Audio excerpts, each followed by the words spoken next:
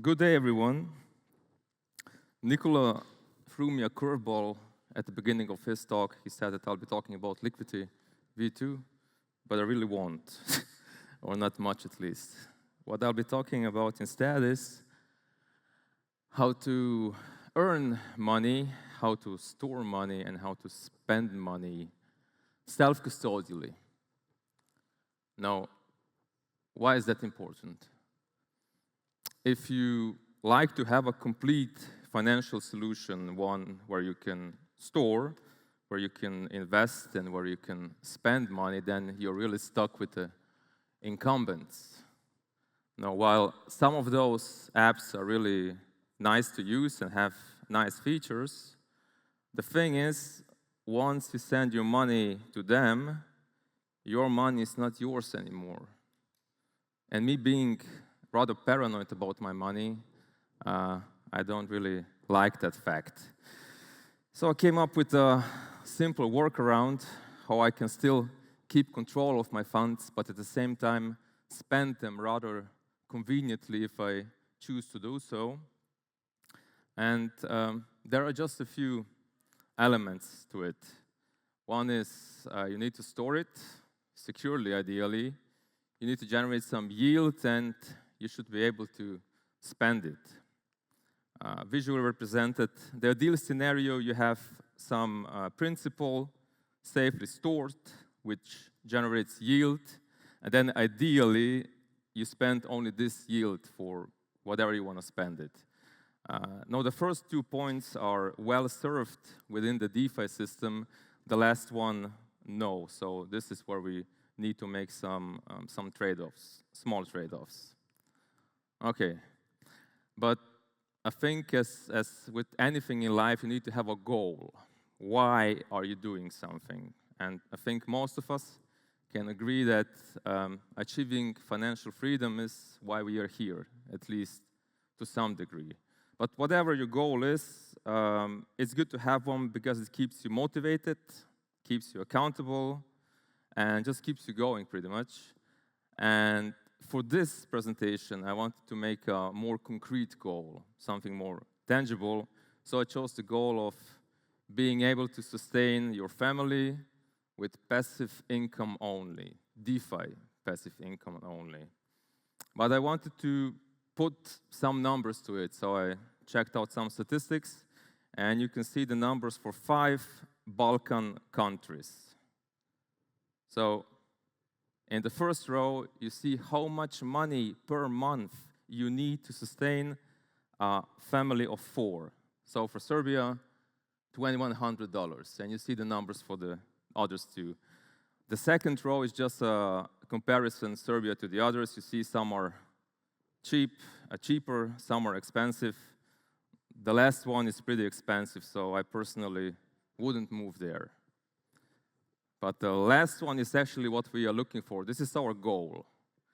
What kind of principle we need if we are able to generate 10% yield, which is kind of doable in DeFi, what kind of principle we need to sustain our families in those countries. And to simplify things, our goal is getting to $250,000. Now, as with any goal, some are just starting out, some are well on their way, and some have already reached this.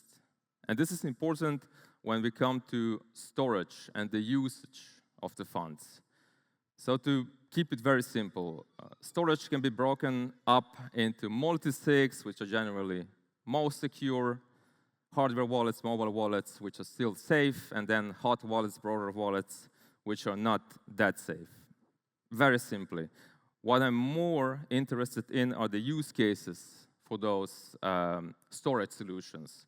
In my opinion, multi-sigs should be only used to store funds and to invest into handful, into 1 or 2 DeFi blue chips.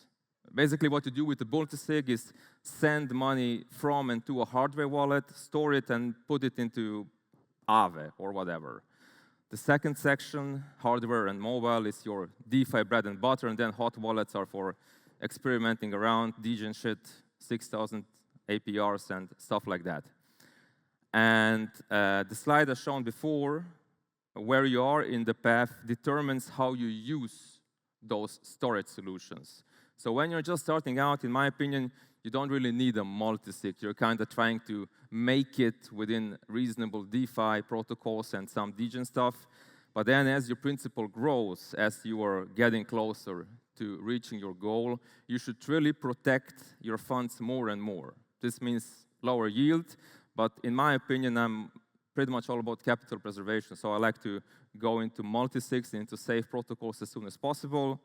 Long story short, at the beginning, no need for a multisig. You go more degen. Once you reach your goal or are well on your way, you should keep most of your funds into multisigs and put it into safe protocols. So this is storage. Next one are safety measures. So you know about the basic stuff: seed storage, don't click shady link, don't interact with mysteriously appearing tokens in your wallet. What I wanted to cover is something that is more problematic for experienced users. The biggest problem, in my opinion, is complacency, because once you did 1,000 transactions and there is some kind of airdrop coming up or some kind of farm, you might be rushing into it and you might not be so careful with what you're assigning. So I use a couple tools with which I'm trying to solve that problem. So the first one, or the first combo, is you can see on the left, yes, on the left side, a wallet guard, and on the right side is my main wallet, which is called Robbie. And of course, the screen is not like that when you interact with it. You will first have a front end, and then those pop-ups appear. So the process is like that. I'm now here on DeFi Llama swap. I'm swapping 0.1 ETH into LUSD. Once I click swap, the left side pops up, wallet guard, and it does a few things. First, it checks if the contract is verified. You can see the blue check mark, so yes, it is. Second thing, the green check mark next to DeFi Llama, the URL is verified too, and then it simulates what this transaction will be doing. And since this matches what the DeFi Llama front end showed to me, I'm pretty confident that this is all kosher and good. Once I click continue on wallet guard, my wallet pops up, Robbie. It does its own security check. It simulates, again, what the transactions will be doing. And it really takes just 20 seconds of time, but it forces me to think about every time what I'm doing, is it what I'm intending to do, and then I can sign that with much more confidence. The second tool is one for the most dangerous website in all of DeFi, which is, of course, Twitter. Here I'm using the DeFi Llama browser extension, and it's really simple. It just highlights any phishing links, any scammy links, as you scroll the timeline. So you see they are red.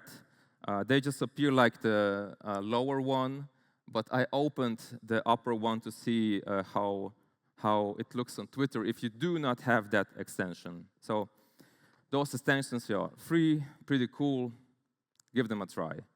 This kind of concludes the first step. So we covered storage. We're going over to yield. Yield is a very personal matter. I won't go too deep. I will focus on this left side. So once you are on your way to your goal or have reached your goal, on the safe, on the organic, on the continuous, on the predictable, on the sustainable types of yield, because this is what you want once you want to protect your principal, but still generate a nice yield. And there are not that many yield options. One is, of course, Aave, one of the OG protocols. You can see that currently, a few days ago when this was done, you had a borrow rate of 9%, and you as a lender could generate 6 to 7% on that, which is not bad. Another OG maker, again, 9% borrow rate. You get a bit more here, 8% if you invest DAI. But what if we can generate more than that? And here is my little Liquity V2 plug. This is the earn side of things, so not the borrow side of things. Because of how the money flows within the system, you can actually generate more than you are paying for your borrow positions. So as you can see here, you're paying 9%. If you deposit that into the earned product, into the stability pool, as it is known in V1, you're getting more. How is that possible? We need to look at the V2 money flow itself. So it's really, really simple, stupidly simple. On one side, you have the revenue. Those are the borrowers. Borrowers are having open loans. They're paying an interest for that, 9% or whatever. And then all of the revenue, 100% of the revenue goes to participants in the system to incentivize certain behavior. So on the upper side, on the upper half, you have the earners, which is akin to the stability pool depositors. Here we are incentivizing basic holding demand. And then downside, on the lower part, you have LPs and some other use cases where we are incentivizing liquidity. So holding demand, liquidity will be natively supported continuously from the revenue. All of the revenue will be going that way. And how you can now earn more than you pay for your borrow position? Well, if there is less than 70% of the people or of the supply of the stablecoin in the earned product, then you're earning more. So you're getting 70%. If there are 65% in there, you're getting more than you're paying. Pretty simple math, even I understand that. So if you look at the current numbers for Liquity V1 for LUSD, then there was about 50 to 60% in general of the LUSD supply in the stability pool, so this checks out. You would be earning more in that case. LP, about 10%. Now, if we put those numbers into V2, we get the following numbers. So we have a 9% borrow rate or average interest rate. We have a 55% utilization in the earned product, in the stability pool. This results in an APR of 10.3%. Now again, this is organic, continuous, sustainable, scalable, predictable, and no RVA, no centralized assets, nothing, as in V1, contrary to pretty much every other protocol out there. And then on the LP side, you see if 10% of the supply is LPing, they are getting 12%. Now be mindful that those numbers for the stability pool do not include gains from liquidations, which those people are getting too. And for the LPs, they do not include any swap fees or any incentives on top. So this is pure, naked protocol incentivized liquidity. But those numbers change based on the utilization in those two buckets, so to say. So what happens if everyone apes to the stability pool and we have 90% there? Still pretty solid numbers, 6.3%. That's actually on par with Aave that we saw earlier. But that would never happen, because if 90% of the supply is in the stability pool, there's no money for LPing anymore.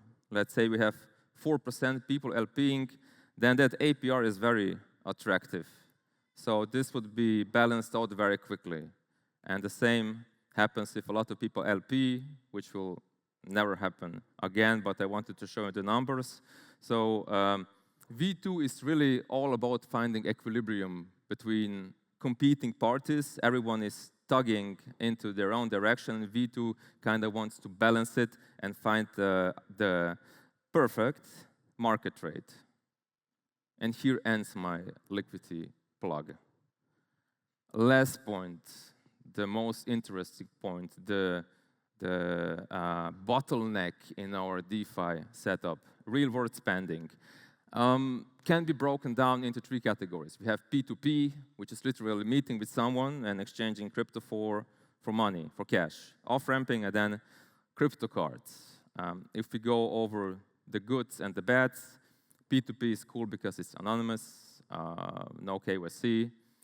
The bad thing is it can be risky, it can be more expensive, Though, for example, here in the Balkans, people are doing that via Telegram groups, and those groups are generally pretty big, they are vetted, so in my opinion, in my experience, it's neither risky nor is it expensive, but it is very inconvenient, because you kind of have to meet people and talk to people of that stuff that many of us are not keen, really. Second one, off-ramping. So off-ramping is cool because you are off-ramping directly to your bank or to your fintech, Revolut, whatever. And you are off-ramping into the very rich ecosystem. So the off-ramp itself is not rich, but the bank like Revolut with travel insurance and investing option, all kinds of accounts and cards and yada, yada, yada. It's a nice product. You can't deny that. I use it too. Bad thing is, while those off-ramp services do not generally charge high fee, they give you pretty bad swap rates, so they are kind of fucking you over a little bit. Another big problem is you never know what happens when those funds hit your bank account. There might be questions, there might be frozen or even closed accounts, though I'm seeing less and less of that, or hearing less and less about that, so maybe it's getting better. And then, of course, KYC can't be avoided. Crypto cards, very interesting thing.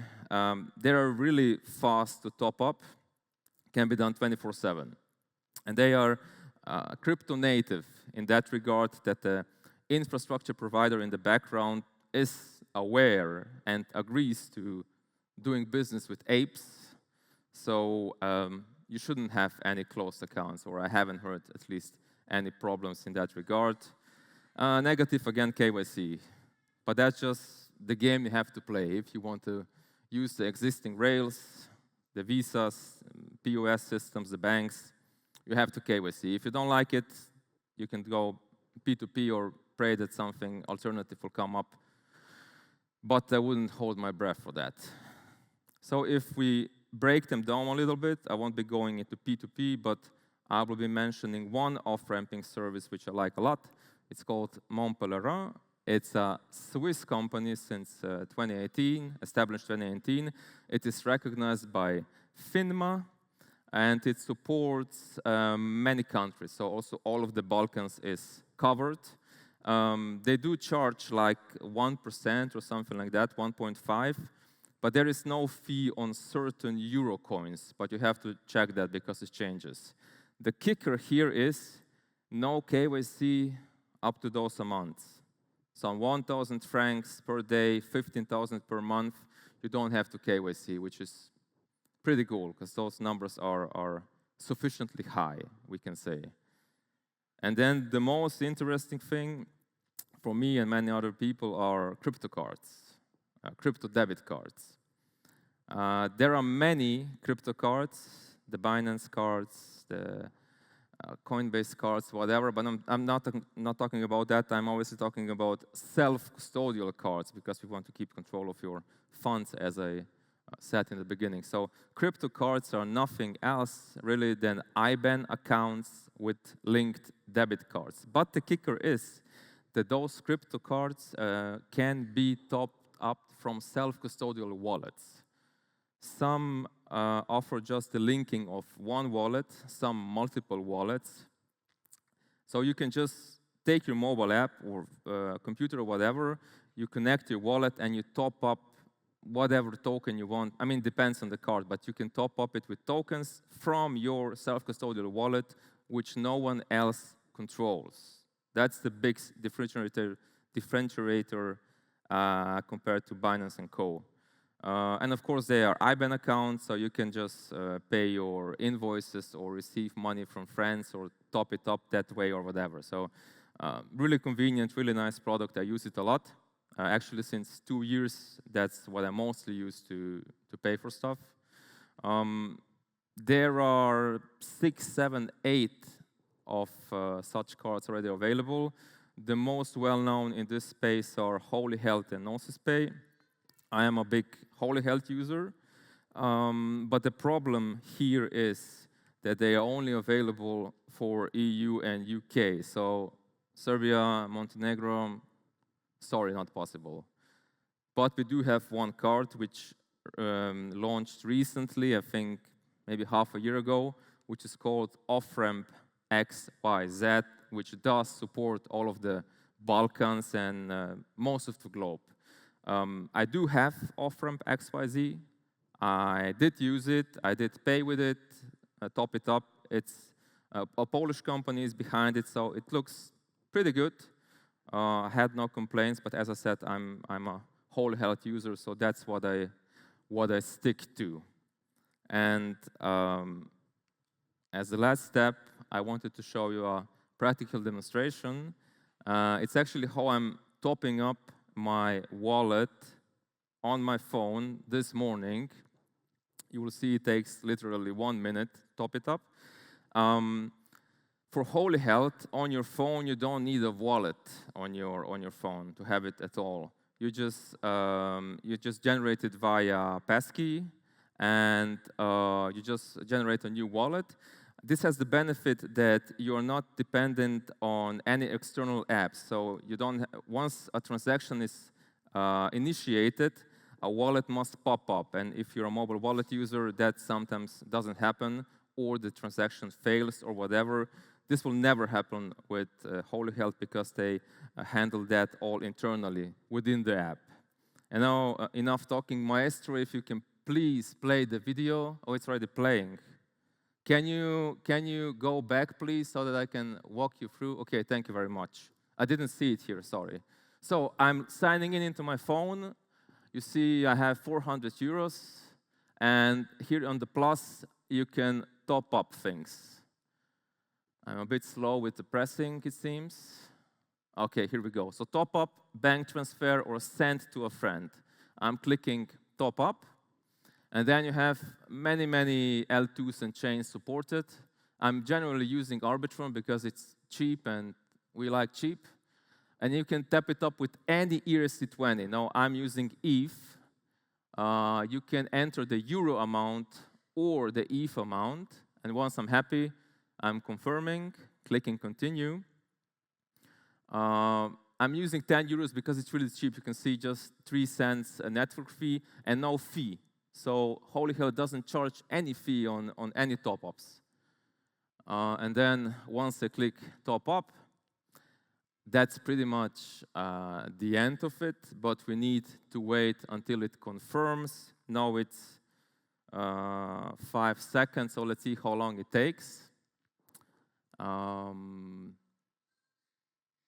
As I said, it's really convenient. You get cashback, 25 basis points on any payments, and no top-up fees. And the swaps are done by 1 inch, so you get good prices.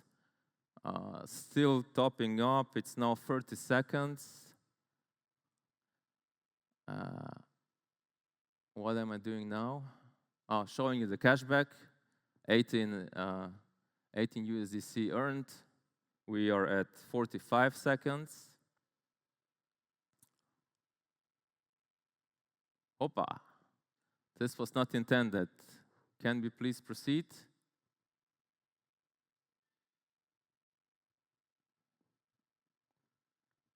Oh, very good, yes. Speed running it.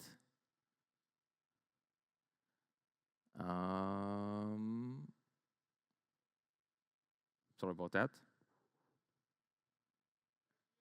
Is it playing?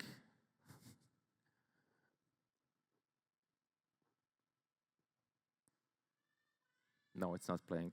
Anyway, it did complete the top-up in about 50 seconds, I estimate. The funds arrived, and I was 10 euros richer. So it's really convenient. I use it a lot. I don't want to pitch Holy Health too much, but in my experience, and that's what I'm sharing here, it's the best way to use your funds in a safe and controllable manner. And yeah, that's about it. So thank you very much. If you have any questions, I'm at your disposal.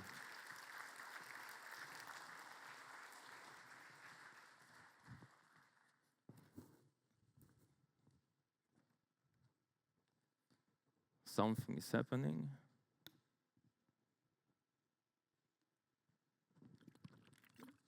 No, I just wanted to say thank you for dropping the alpha there. I have a quick question around how secure you think these apps will be with, the different FICA, laws coming in, and obviously different changes happening to the Eurozone and these kind of intermediaries.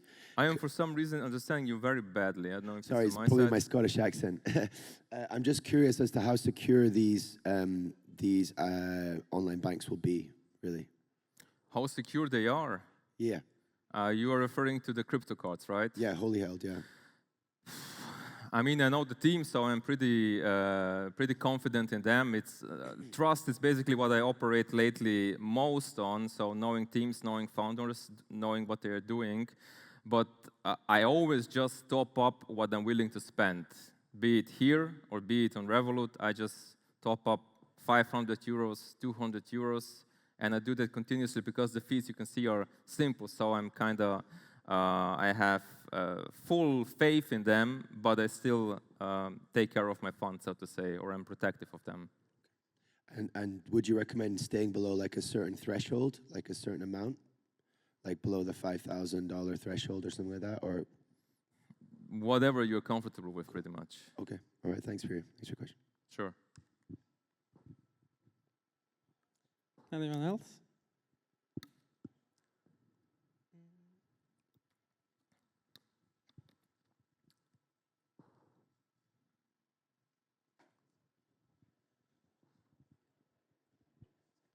Thank you for the talk. Can I ask how often you have been changing your setup? It sounds like some of these cards you have used for a while, but how often are there new ones that you consider or change between? So Holy Hold was among the first ones, or the first one on custodial, I don't know. So I'm using them since the launch, as I said, 2 years ago. And since I'm happy with them, I'm just sometimes looking into new ones, but not really tempted to change something. So it's Holy Health, and then I think I tested maybe 2 more, but just to experience them.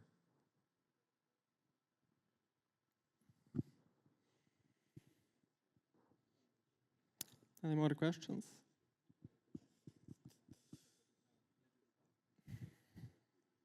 All good? No, that's it, yeah. Cool. Thank you, guys. See you around.